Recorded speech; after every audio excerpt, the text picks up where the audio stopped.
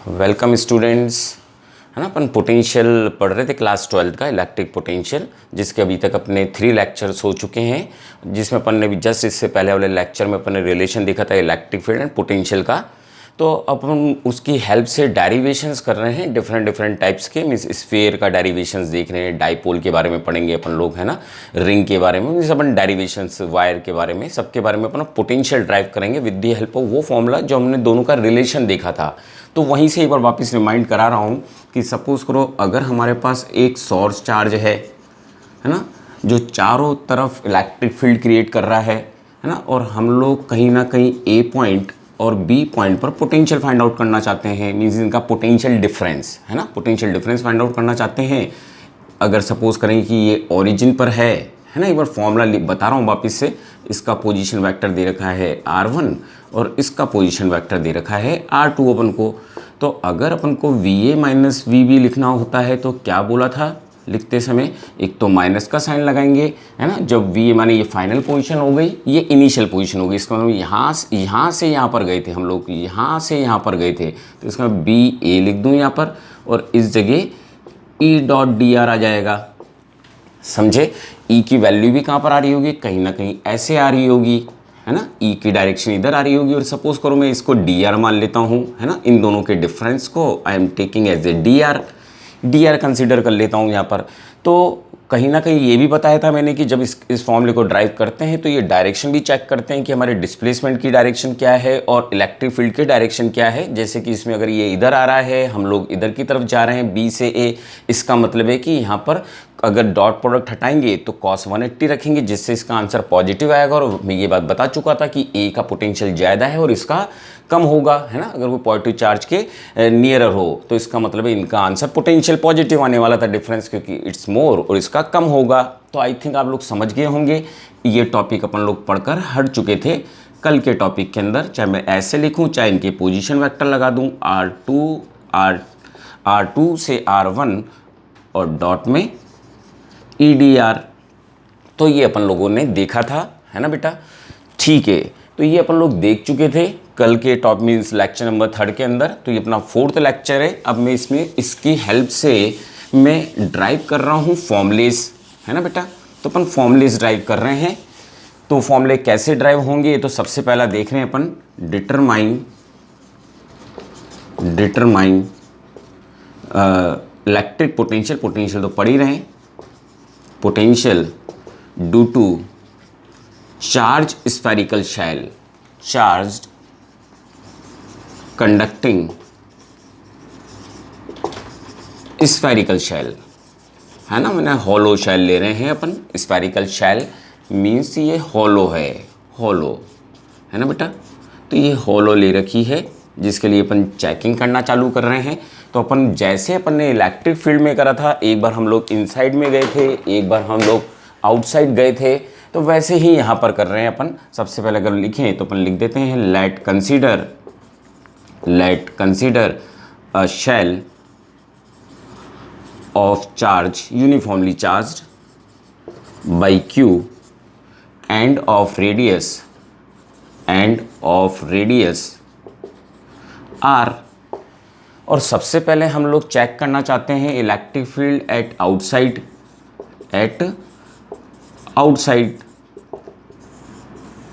Eight distance R from centre of shell O at point P। ठीक, तो अपन derivation कर रहे हैं। कहीं ना कहीं हम इलेक्ट्रिक फील्ड का भी जो फॉर्मूला देखा है वो ही यूज़ करने वाले हैं। तो कहीं ना कहीं अगर मैं एक स्फीयर ड्रॉ करता हूँ जिसकी रेडियस कितनी है कैपिटल R, और which is uniformly charge by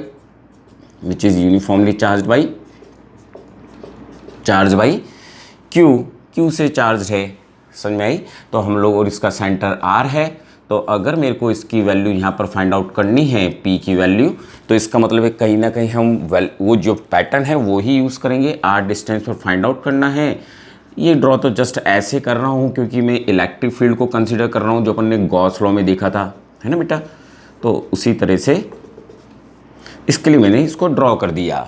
ठीक, so we know that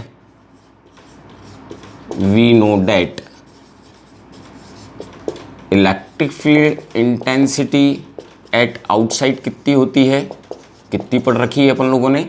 electric field अगर आउटसाइड में निकालनी हो तो KQ/R², ये फॉर्मूला पढ़ रखा है अपन लोगों ने, ठीक।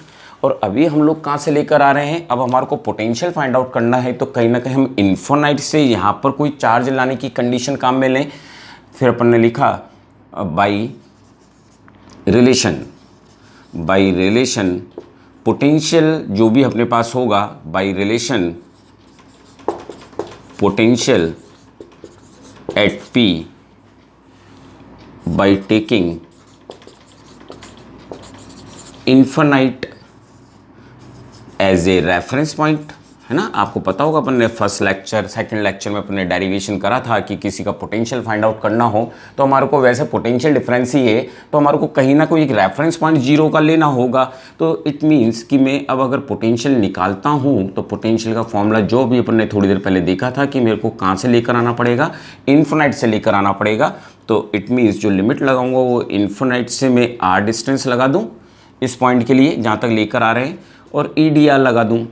आई होप समझ रहे होंगे आप लोग कि क्या कर रहा हूँ मैं यहाँ पर। अब यहाँ पर E की वैल्यू पुटिंग कर देता हूँ मैं, है ना। और नेक्स्ट स्टेप में ये जीरो होता है तो कहीं ना कहीं केवल VP लिख दूँ इस जगह पर। तो अगर मैं इसकी वैल्यू यहाँ पर रखता हूँ KQ/R² and limit from infinite to R dr, अगर मैं ये वैल्यू रख रहा हूँ तो नेक्स्ट स्टेप में क्या हो जाएगा, मेरे पास KQ तो बाहर चला जाएगा।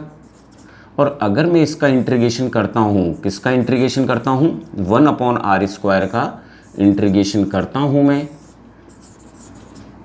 dr इन्फिनिट टू R, अगर मैं इंटीग्रेशन करता हूँ तो मेरे पास वैल्यू क्या आने वाली है इसकी, माइनस का KQ, और जो लिमिट आएगी वो कितनी आ जाएगी मेरे पास। इसको सॉल्व करता हूँ तो 1/R माइनस का 1/R, है ना। अब ये इतनी बार कर चुके हैं कि इसको बार बार में करने की ज़रूरत नहीं है बेटा, और में भी अपन देख चुके हैं। तो अब मैं अगर लिमिट रखता हूँ तो ये कहीं ना कहीं माइनस माइनस प्लस हो जाएगा बाहर, और मैंने अगर लिमिट यहाँ पर रखी 1/∞, तो मेरे पास आंसर आ गया KQ/R। तो ये पोटेंशियल निकला अपने आउटसाइड में। तो कहीं ना कहीं हमने जस्ट फॉर्मूला यूज़ करा है, और जब ये इंटीग्रेशन की फॉर्म में करेंगे तो अपन ने इन्फिनिट से लेकर आए हैं, इन्फिनिट पर वैल्यू जीरो होती है, और इस तरह से इसकी वैल्यू जीरो हो गई तो मैंने VP की वैल्यू ले ली, और VP को ही मैं V से रिप्रेजेंट कर रहा हूँ। तो इसका मतलब है कहीं ना कहीं हमारे पास, अगर इसको सेकंड इक्वेशन मानूँ तो ये हमारी थर्ड इक्वेशन है ना। तो ये सेकंड इक्वेशन थी और ये हमारी थर्ड इक्वेशन आ गई। आई होप समझे होंगे। तो इसका मतलब है हमारे को ये पता लगा कि आउटसाइड में ये इन्वर्सली प्रोपोर्शन होता है। क्या पता लगा हमारे को, 1/R आउटसाइड में क्या होता है, इन्वर्सली प्रोपोर्शन। तो ये अपन ने ड्राइव करा आउटसाइड के लिए, ठीक। इसी तरह सेकंड ले रहे हैं अपन सरफेस पर, तो now we are taking for surface. तो सरफेस के लिए ले रहे हैं, है ना, एट डिस्टेंस R।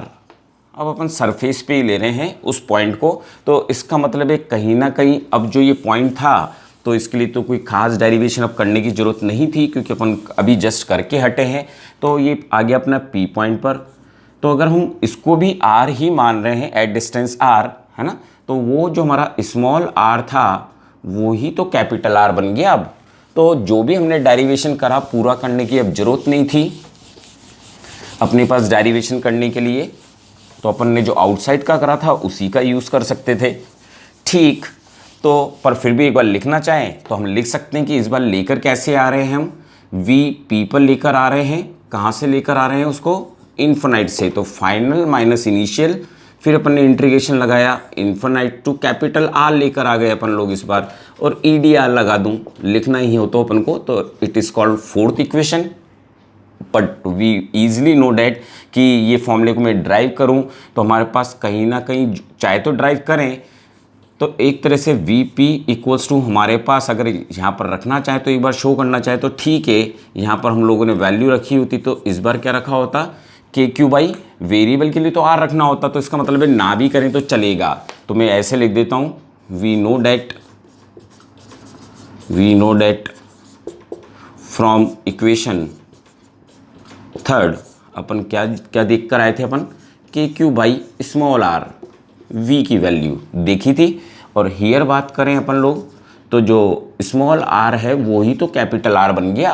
मीन्स पूरा डेरिवेशन करें उसकी जगह हम इस पॉइंट को उठाकर यहाँ पर लेकर आ जाए ना, जो मैंने यहाँ पर बताया है कैपिटल आर की जगह अपन स्मॉल आर लगा देते। तो इसका मतलब ये था कि आउटसाइड की जो वैल्यू निकाली थी उसमें ही अगर मैं वी की वैल्यू रख दूँ तो के क्यू बाई आर आ जाएगा हमारे पास पोटेंशियल, है ना। तो ये एक तरह से हमारे पास फिफ्थ इक्वेशन हो गई। और इसको हम लोग मैक्सिमम पोटेंशियल कंसीडर करते हैं, मैक्सिमम पोटेंशियल कंसीडर करते हैं। जैसे इलेक्ट्रिक फील्ड भी कहाँ पर मैक्सिमम कंसीडर करते हैं, सरफेस पर। तो ये थोड़ा कॉमन सेंस भी है कि जब हम टच करेंगे तभी सबसे ज़्यादा पोटेंशियल हमारे को अपेयर होगा, हम दूर जाएंगे तो उसका इफेक्ट क्या होगा, कम होगा।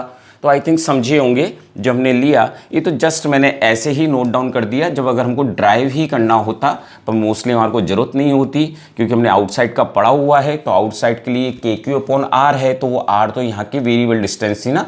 तो अगर मैं पॉइंट को ऐसे ऐसे करते हुए यहाँ पर ले आऊँगा तो कहीं ना कहीं स्मॉल आर ही तो कैपिटल आर बन जाएगा। तो इक्वेशन में हमने ये देखी थी इक्वेशन, तो ये हमने सेकेंड ईजिली सॉल्व कर ली। ठीक, तो हमने बी पॉइंट भी सॉल्व कर दिया था एट सरफेस। तो बी था हमारा एट सरफेस, नोट डाउन कर लें एक बार। ठीक, तो ये था हमारा एट सरफेस पर। अब जा रहे हैं अपन इनसाइड में। तो इनसाइड के लिए कुछ थोड़ा बहुत अच्छा होने वाला है, तो अपन वो ही देख लेते हैं क्या होने वाला है। ठीक, now we wants to calculate inside. At inside point पर देखना चाहते हैं, मीन्स अपन सी पॉइंट देख रहे हैं इसका एट इनसाइड, इनसाइड के लिए ड्राइव कर रहे हैं अपन। तो at distance small R from centre at point P inside the shell, shell ले रहे हैं इस बार अपन इनसाइड में। तो ठीक है, इस बार अगर मैं स्फीयर को यहाँ पर लेता हूँ प्लस प्लस प्लस प्लस, जो अपन ने पहले लिया था sphere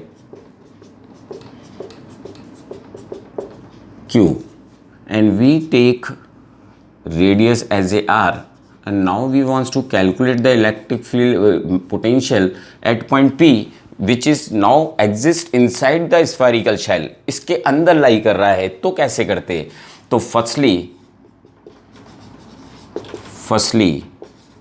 potential formula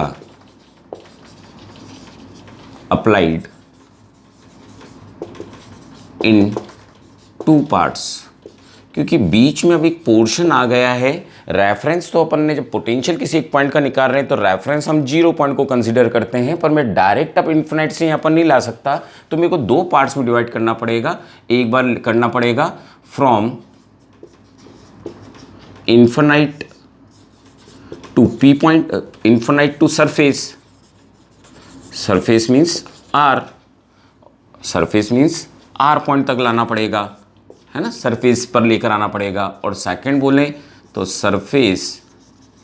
surface R to point P यहाँ पर लाना पड़ेगा। तो एक ये इंटरेस्टिंग चीज़ है कि बीच में अगर कोई सरफेस आ जाती है तो हम डायरेक्ट उसको नहीं ले सकते उस पॉइंट तक, तो हमको इंटीग्रेशन दो पार्ट्स में डिवाइड करने होंगे। तो अगर इस बार मेरे को पी पॉइंट पर निकालना हो तो इंटीग्रेशन मेरे को दो बार लेने पड़ेंगे। तो दोनों बारों का पर सम करूंगा तो एक बार मैं लूँगा इन्फिनाइट टू आर, मीन्स एक बार जो भी चार्ज है उसको मैं इन्फिनाइट से इसके सरफेस तक लेकर आ रहा हूँ। पर फॉर्मूला तो वही स्टैंडर्ड EDR यही रहा हमारे पास। माइनस का साइन लगाऊं, है ना, प्लस का साइन ही लगा रहा हूँ क्योंकि अपन एडअप ही करते हैं, है ना, एडअप कर रहे हैं दोनों के पोटेंशियल। तो इस बार इन्फिनाइट टू में स्मॉल आर पॉइंट तक ले जाऊँ, है ना, क्योंकि पी पॉइंट का मतलब है आर डिस्टेंस पर। Every calculation is done from centre. कहाँ से कर रहे हैं हम लोग, सेंटर से। एक बार इन्फिनाइट से सरफेस तक लेकर आया और फिर मैं इस पॉइंट पर ले गया अंदर। तो इसका मतलब है स्मॉल आर से आर लेता, EDR लगा देता। आई होप समझे होंगे यहाँ तक, है ना। तो ये दो लिमिट मैंने यहाँ पर सॉल्व कर ली। प्लस का साइन है तो प्लस इधर, और इस वाले ब्रैकेट पर भी माइनस का साइन लगा रहा हूँ, और ये बिगर ब्रैकेट है हमारे पास। ठीक है ना, दोनों का सम किया है, दोनों पोटेंशियल का। बीच में प्लस का साइन है क्योंकि कैरी तो मैं लगातार कंटिन्यूशन में कर रहा हूँ ना चार्ज को। ठीक, अब बाई ये वाले की फॉर्मूले की बात करूं तो वी नो डैट अगर इन्फिनाइट से आर पोजीशन पर लेकर आए थे तो उसके ईडीआर का आंसर तो हमारे पास आया था KQ/R। एंड इनसाइड में हमारे को एक चीज़ और पता है कि इनसाइड में जो इलेक्ट्रिक फील्ड होती है वो जीरो होती है। इलेक्ट्रिक फील्ड, क्योंकि ये इनसाइड में चले गए हम लोग, इलेक्ट्रिक फील्ड जीरो होती है। तो इट मीन्स अगर मैं यहाँ पर फॉर्मूले को अप्लाई करूँ तो इसका आंसर तो हमारे को मिला KQ/R। और ये जो पीछे का है, जहाँ पर मैं अगर इलेक्ट्रिक फील्ड जीरो रख देता हूँ, जो इनसाइड का पार्ट है, तो ये पूरी टर्म ही जीरो हो गई, तो इसका मतलब प्लस जीरो हो गया। तो हमारे को पोटेंशियल इनसाइड में कितना मिला, KQ/R ये मिला। तो अगर मैं इस इक्वेशन को अब 6th इक्वेशन मान लूँ तो ये 7th इक्वेशन हो गई। पर इसमें स्पेशल क्या नज़र आया, ये तो आंसर वो ही मिल गया हमारे को जो हमने सरफेस पर लिया था, वो ही मिल गया।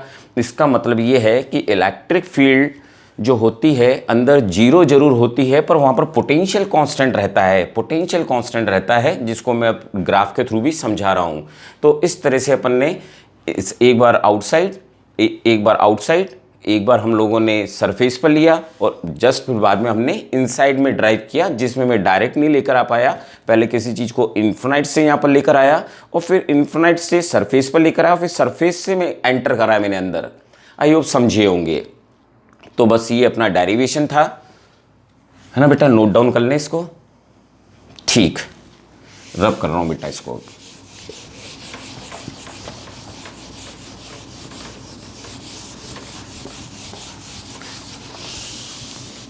अब थोड़े से नोट देख रहे हैं इस पर, माने मीन्स ग्राफ और ये सब थोड़े से जो कंक्लूजन्स निकाले थे वो अपन देख रहे हैं फॉर्मूले के अंदर। ठीक, तो इनसे कंक्लूजन्स क्या निकले वो ही देख रहे हैं। तो वो अपन नोट में लिख रहे हैं कि क्या क्या देखा अपन लोगों ने। तो हमने फर्स्ट पॉइंट क्या देखा, स्फेरिकल शेल के लिए, है ना बेटा। तो स्फेरिकल शेल के लिए हमने एक तो ये देखा कि एट आउटसाइड की बात करें, एट आउटसाइड तो हमारे पास v की वैल्यू आई थी KQ/R।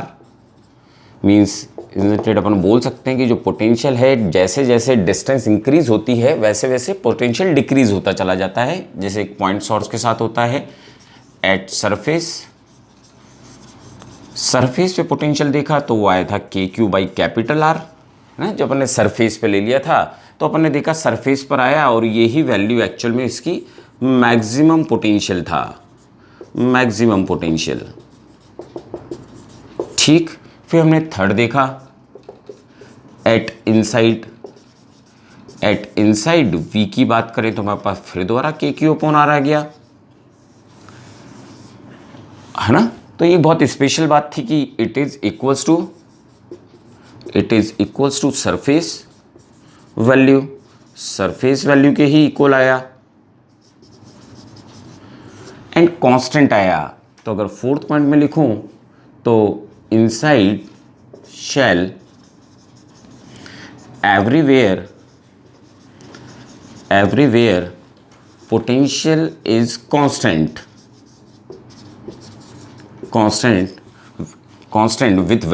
with certain value with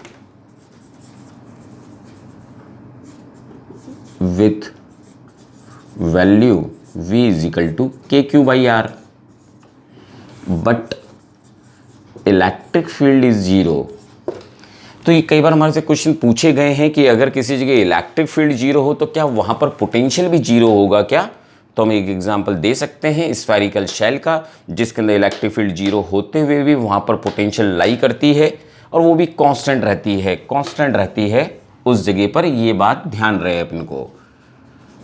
ठीक, तो इट मीन्स अगर इसका ग्राफ ड्रॉ करना होता हमारे को तो ग्राफ कुछ इस तरह का आता। अगर सपोज करो मैंने सेंटर से चालू करा होता और इस जगह पर मैंने R ड्रॉ करा होता, ग्राफ बना रहे हैं V और I के बीच में, graph drawing between V and I के बीच में अपन लोग ग्राफ प्लॉट कर रहे हैं, ग्राफ।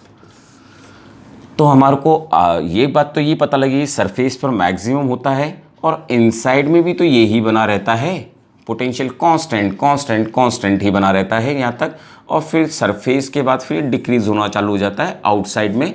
तो इसका मतलब है आउटसाइड की बात करूँ तो इन्वर्सली प्रोपोर्शन आर होता है, पर सरफेस तक इसकी वैल्यू इनसाइड में बात करी जाए तो इनसाइड के अंदर वैल्यू कांस्टेंट बनी रहती है।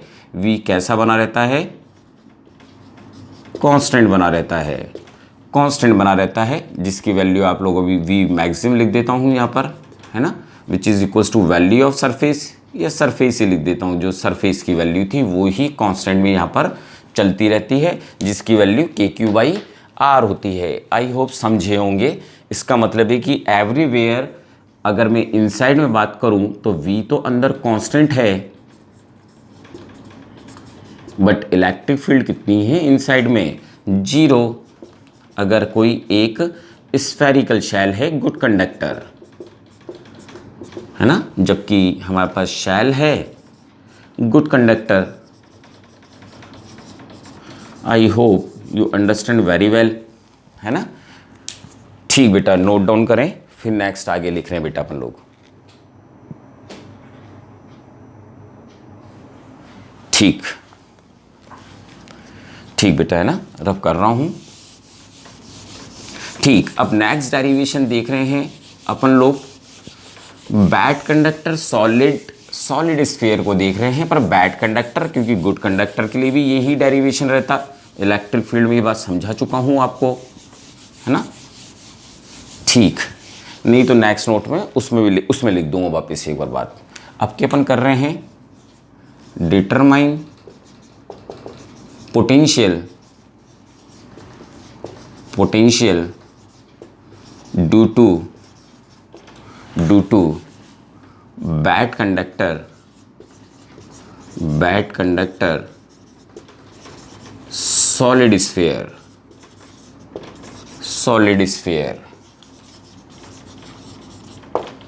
सॉलिड स्फीयर है पर बैड कंडक्टर है। अब अगर बैड कंडक्टर होता है तो हमारे को पता है, जैसे कोई वुडन का हुआ तो उसके इनसाइड में भी चार्ज लाई करते हैं अपने पास, है ना। तो ये बात पढ़ चुके हैं अपन लोग, तो वही चालू कर रहा हूँ। तो इस बार स्टार्टिंग में सीधा ही ए पॉइंट ले रहा हूँ एट आउटसाइड में अपन को फॉर्मूला ड्राइव करना था एट आउटसाइड।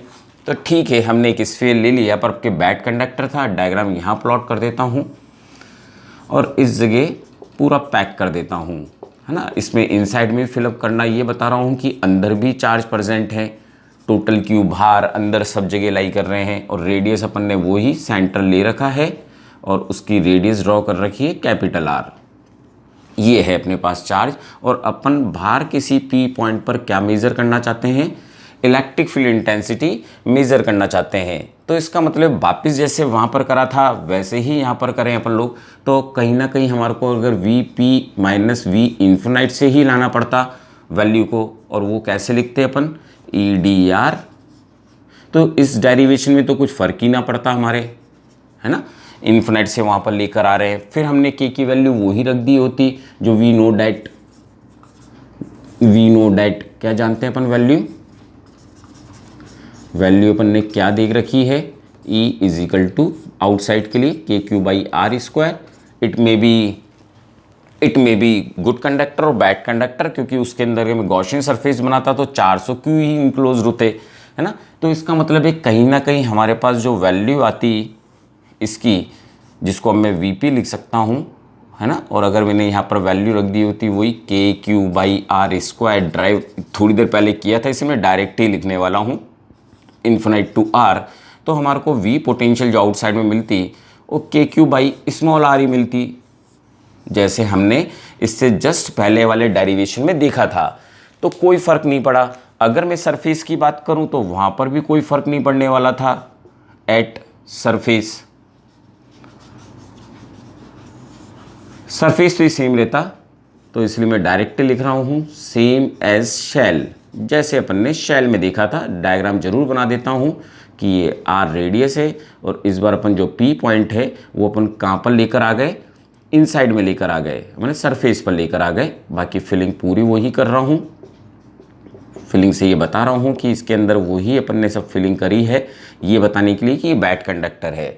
तो डेरिवेशन तो वैसा ही होता जो अपन को वी पी को वी इन्फिनाइट से लेकर आते, मीन्स अब के लिमिट लगाते infinite to capital R, E D R लिखते, जो पहले कर चुके थे अपन लोग डेरिवेशन के अंदर। तो इट मीन्स कहीं ना कहीं हमारे पास यहाँ तक तो कोई दिक्कत नहीं होने वाली थी और इसका आंसर हमारे पास यही आता, के क्यू कैपिटल आर।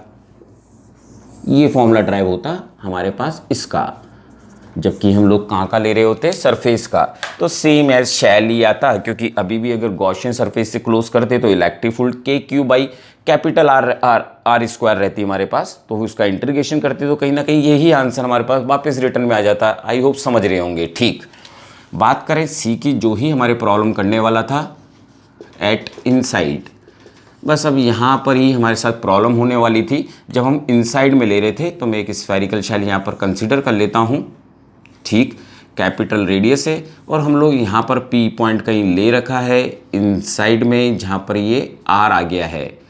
ठीक, तो अगर मैं यहाँ पर कंसीडर कर रहा हूँ तो इलेक्ट्रिक फील्ड अपन लोग पढ़ चुके हैं कि इलेक्ट्रिक फील्ड क्या होती है, पर इंटीग्रेशन वो ही जैसे यहाँ वहाँ पर करा था वैसे ही यहाँ पर 2 बार इंटीग्रेशन करना पड़ता। एक बार इन्फिनाइट से सरफेस पर लेकर आता, फिर सरफेस से इनसाइड में जाता। तो इसका मतलब है यहाँ पर जो भी मेरे को इनसाइड में निकालना था इंटीग्रेशन, वो 2 बार करने होते। एक बार I am taking infinite to surface E D R, एक पॉइंट तो मेरे को ये लेना होता, प्लस का साइन लगाकर फिर एक ब्रैकेट लगा दूँ, फिर मेरे को लेना होता कैपिटल आर से स्मॉल आर पर लेना होता ई डी आर। ये 2 मेरे को इंटीग्रेशन लेने पड़ते। ठीक, but we know for surface के लिए हम वैल्यू कितनी जानते हैं v की, इसकी तो हम डायरेक्ट ही रख देते v की वैल्यू के क्यू बाई आर, यहाँ से वैल्यू रख देते, है ना। एंड फॉर, तो इसकी वैल्यू पता है, परेशानी यहाँ पर होने वाली थी फॉर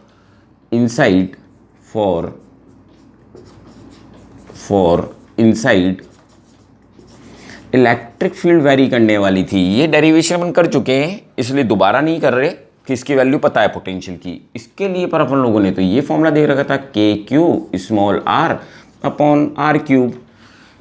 तो इस बार तो भैया इसकी कैलकुलेशन करनी पड़ गई हमारे को। ठीक, इन 2 पॉइंट्स से तो ये वाली वैल्यू तो मैं यहाँ पर पुटिंग कर रहा हूँ। तो अगर मेरे को इनसाइड में निकालना था तो इस जगह पर, तो क्योंकि डेरिवेशन यहाँ पर था, इससे प्रीवियस कर चुके थे, तो इसका मतलब है यहाँ पर तो लिख देता के क्यू बाई कैपिटल आर, ये वैल्यू रख देता इस जगह पर यहाँ पर तो मेरे को अब इंटीग्रेशन सॉल्व करना पड़ता small R to small R, और यहाँ पर कहीं ना कहीं मेरे को ये वैल्यू रखनी पड़ती जो आ रही है K Q by R cube small R D R. ये वैल्यू आ रही है, एक बार देख लूँ, दिख रहा है इस जगह तक का।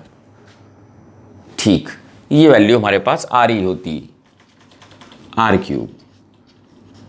ठीक, तो अब ये वैल्यू तो यहाँ पर चल रही है लगातार के क्यू बाई आर, पर मेरे को इसका तो इंटीग्रेशन खोलना होता, तो K Q by capital R cube तो बाहर आ जाता, इसका इंटीग्रेशन करता तो ये आता आर स्क्वायर बाई 2 और लिमिट आती small capital R small R. ठीक, इसको थोड़ा सा और सॉल्व करते तो K Q by R minus K Q by R cube, 2 भी इधर ले लूँ, इस पे ही लिमिट लगाता तो मेरे पास वैल्यू आती, पहली वैल्यू आती मेरे पास R square minus capital R square, ये वैल्यू आती। ठीक, थोड़ा सा अरेंजिंग करना चाहूँ कि पॉजिटिव में ही वैल्यू बनी रहे तो के क्यू बाई आर, और इसको प्लस की फॉर्म में लिख देता हूँ इस वाले को।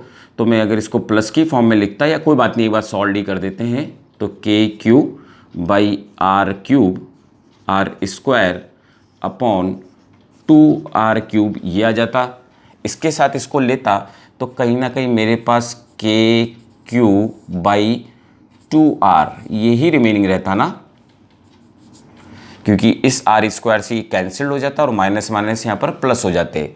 ठीक, इक्वल्स टू के साइन चल रहे हैं। इन दोनों को अगर मैं इधर का सॉल्व करता हूँ, पहले इसका और इसका, तो कहीं ना कहीं मेरे पास ये आ जाएगा 3 K Q by 2r minus K Q bracket में R square upon 2r cube, ये आ रहा है मेरे पास। ठीक है, अब मैं थोड़ा सा डेरिवेशन कर देता हूँ इसके अंदर आगे की वैल्यूज़ को। तो अगर मैं यहाँ पर एक तो कॉमन ले लूँ के क्यू, एक कॉमन ले लेता हूँ 2 और एक कॉमन ले लेता हूँ आर क्यूब। जैसे मैं यहाँ पे करता हूँ तो यहाँ पर आ जाएगा 3r square minus R square, ये वैल्यू आ जाएगी ना मेरे पास। और यही हमारा आंसर था, यही हमारा आंसर था किसके लिए, जब हम लोग इनसाइट के लिए ड्राइव कर रहे थे। थोड़ा कॉम्प्लिकेटेड जरूर है पर रिमेंबर रखना होता है हमारे को फॉर्मूले को। ठीक, तो एक बार वापस से लिख लूँगा इस फॉर्मूले को कि क्या चीज़ आई थी थोड़े हाईलाइट के अंदर, है ना। ये फॉर्मूला हुआ हमारे पास। ठीक, तो के क्यूब ब्रैकेट में 3r square minus small r square upon 2r cube, ये हमारे पास फॉर्मूला आ रहा है। अब इससे बहुत अच्छे अच्छे कंक्लूजन्स निकलने वाले हैं अपन लोगों के पास। तो इसका मतलब है कहीं ना कहीं यही पॉइंट्स हमारे लिए थोड़े से इंपॉर्टेंट हुए कि ये 4th पॉइंट था, फिर मैंने वैल्यू इस इक्वेशन 4th में रखी तो कहीं ना कहीं ये 5th इक्वेशन बनाई और फिर सॉल्व आउट करा, इंटीग्रेशन सॉल्व किया और इंटीग्रेशन की लिमिट लगाई, फिर इसको ओपन करा, रीओपन। पहले मैंने इन दोनों को ऐड करा तो देखें आप के क्यू बाई और के क्यू बाई आर कॉमन आ जाता, तो इधर 1 और यहाँ पर हाफ जिसने 3/2 कर दिया होता यहाँ पर। तो यही मैंने यहाँ पर लिखा है, ये ब्रैकेट ऐसे ही नोट डाउन करा। फिर आई एम टेकिंग द कॉमन के क्यू बाई 3r क्यूब और ब्रैकेट में 3r square minus r square. ठीक है, तो ये था हमारा डेरिवेशन, नोट डाउन करें बेटा, है ना। तो एक बार अपन ने आउटसाइड का देखा, सरफेस का, एक बार हमने आउटसाइड का देखा, एक बार हम लोगों ने सरफेस पर देखा और एक बार मैंने अपन लोगों ने इनसाइड का देखा बेटा, है ना। ठीक, नोट डाउन करो बेटा इसको, है ना। क्लियर दिख रहा है इधर तक का? ठीक है, ठीक बेटा, है ना। अब थोड़े से कंक्लूजन्स देख लें अपन लोगों ने क्या क्या देखे कंक्लूजन्स इसके अंदर और कैसे अपन याद रखते टॉपिक के अंदर, वो भी देख रहे हैं अपन, है ना। और कुछ अजीब घटना भी होने वाली है कि जो वैल्यू है वो इंक्रीज हो रही है इनसाइड में। ठीक, तो इनसे जो जो कंक्लूजन्स निकल रहे हैं वो अपन यहाँ पर अब नोट डाउन कर रहे हैं बैड कंडक्टर के लिए, है ना। सॉलिड बैड कंडक्टर के लिए क्या क्या कंक्लूजन्स निकलने वाले हैं अपने पास। ठीक, तो पहला हम लोगों ने जो भी नोट डाल रहे हैं, तो फर्स्ट नोट अपन जो देख रहे हैं वो बैड कंडक्टर या इंसुलेटर बोल दें। इस बैड कंडक्टर सॉलिड स्फीयर के लिए कर रहा हूँ, जो भी पॉइंट्स लिख रहा हूँ, है ना बेटा। तो इसके अंदर फर्स्ट पॉइंट देखें कि एट आउटसाइड कितना पोटेंशियल मिला था अपन को। एट आउटसाइड की बात करें तो वो पोटेंशियल मिला था बिल्कुल सेम टू सेम जैसा कि हमारे पास शेल के लिए मिला था, तो यहाँ पर नो डाउट कोई प्रॉब्लम नहीं हुई हमारे साथ। सेकंड की बात करें तो एट सरफेस पे भी कोई प्रॉब्लम नहीं हुई। सरफेस पे पोटेंशियल देखें तो कितना निकला था अपने पास, के क्यू बाई कैपिटल आर, है ना। तो यहाँ पर भी सेम एज स्फेरिकल शेल, है ना, तो सेम था यहाँ तक। अब बात करें एट इनसाइड, जब इनसाइड में गए तो कहीं ना कहीं के Q 3r square upon minus small square 2r cube, ये हमारे पास आंसर आया जो कहीं ना कहीं रिमेंबर रखना होगा। ठीक, अब सबसे इंपॉर्टेंट पार्ट आने वाला था कि इनसाइड में जाने पर क्या हो रहा होगा। तो ठीक है, वो ही देख रहे हैं कि एट सेंटर क्या होता। तो अगर अपन एट सेंटर जाते, जो बहुत वेरी वेरी इंपॉर्टेंट होने वाला है ना समझने के लिहाज से, तो अगर मैं एट सेंटर पर जा रहा हूँ तो स्मॉल r इक्वल्स टू 0। और ये बार पॉइंट कई बार ये फॉर्मूले को भी याद करने में हेल्प करता है क्योंकि अभी 3/2 आने वाला है जो सरफेस पर वैल्यू थी। ठीक, तो एक सेंटर पर अगर मैं ये वैल्यू यहाँ पर रखता हूँ एट सेंटर इस थर्ड वाली इक्वेशन के अंदर, ये इक्वेशन नंबर 1, ये equation number 2, putting in equation third. तो अगर मैं थर्ड में रखता हूँ इस टर्म को तो ये टर्म तो 0 हो गई, तो मेरे पास रिमेनिंग क्या बचा, के Q 3r square 3r square minus 0 upon 2r cube. 2r cube से ये कैंसिल्ड हुआ, तो कहीं ना कहीं मेरे पास जो सेंटर पर वैल्यू आई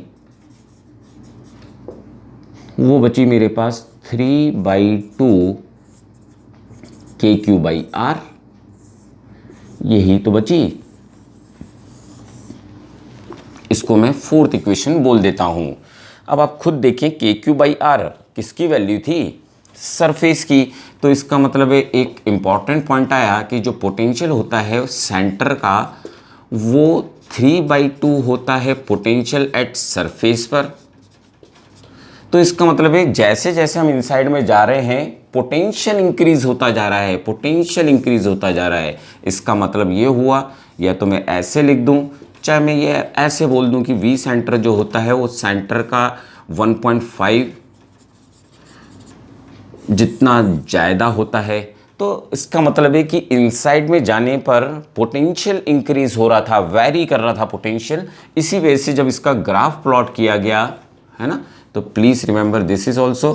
तो when we plot the graph it's come different, और इसलिए पूछ लिए गए हैं ग्राफ्स कौन सा करेक्ट है। तो कहीं ना कहीं पहले मैं एक बार वही सेंटर ले रहा हूँ और सबसे पीक वैल्यू शो कर रहा हूँ एज ए जो पहले की तरह से जानते थे वो हमने सोचा। तो ये हुआ वी सरफेस पर, ये वी सरफेस का लिया। आउटसाइड की बात करूँ तो यहाँ पर वैल्यू हमारी डिक्रीज होती जा रही है क्योंकि मैं आर के साथ ग्राफ ले रहा हूँ। तो इसका मतलब है कहीं ना कहीं जो हमारे पास वी आउटसाइड था वो तो इन्वर्सली प्रोपोर्शनल 1/r आ गया, जो हमारे को इक्वेशन फर्स्ट से यहाँ पर नज़र आ रहा है। ठीक, अब बात करें यहाँ पर, तो यहाँ पर तो वैल्यू लगातार इंक्रीज हो रही है ना, तो इट मीन्स ग्राफ कुछ ऐसा आता, और ये ग्राफ की जो वैल्यू होती ये वी सेंटर पर वैल्यू है जो कितनी हो जाती 1.5 ऑफ VS। लिख दूँ ना इस पॉइंट के लिए, इस पॉइंट के लिए रिप्रेजेंट करा है, जो वैल्यू किसकी बता रहा है हमारे को, 0 पर बता रहा है। तो ये कहीं ना कहीं पॉइंट थे जो रीजनिंग नेट में भी पूछे गए। तो ये ध्यान रहे हमारे से कि सॉलिड स्फीयर के अंदर अगर वो बैड कंडक्टर है तो वहाँ पर पोटेंशियल सेंटर पर 1.5 टाइम्स होगा जो सरफेस पर वैल्यू होगी। और इसी वजह से कई बार ये याद रहता है कि यहाँ पर 3/2 आएगा, मैंने कुछ वैल्यूज रिमेंबर रहती है तो 2 आएगा। जब तक ये फॉर्मूला नहीं बनेगा तो कई बार कुछ इस फॉर्मूले को या इस मेथड को याद रखने की वजह से हम ये फॉर्मूला रिमेंबर रख पाते हैं। तो होप समझे होंगे बेटा, है ना। ठीक, नोट डाउन करो बेटा इसको, है ना, नोट डाउन करो।